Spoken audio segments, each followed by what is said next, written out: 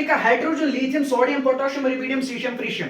अब आपको कोई पूछ रहा है कि हमें एटॉमिक नंबर बता दो। अब याद रखना एटॉमिक नंबर को हम याद नहीं करेंगे, हम बोलेंगे ट्रिक से बोलेंगे। अब कल फंसना नहीं है, ठीक है। हाइड्रोजन का एटॉमिक नंबर क्या है? 1 है, ठीक है, हमने लिख लिया हाइड्रोजन एटॉमिक नंबर 1 है। अब सुनो, ध्यान से सुनो, ध्यान से समझना। मैं कुछ आपको मैजिक नंबर देता हूं। वो मैजिक नंबर्स क्या? देखो, मैजिक नंबर से 2, 8, 8, 18, 18, 32, ये कुछ हमारे पास मैजिक नंबर्स है। अब ध्यान से सुनो, ध्यान से समझो।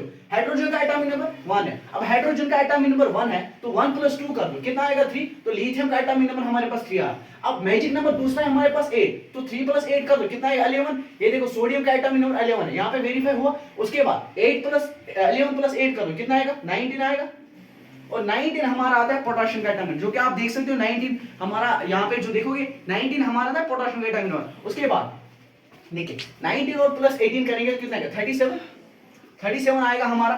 हाँ, 37 आएगा हमारा रुबिडियम का। और लास्ट में देखो, दो चीजें मैं बताऊंगा। 37 और जब 37 को हम ऐड करेंगे, 37 को और एक 18 ऐड करना है तो कितना आएगा?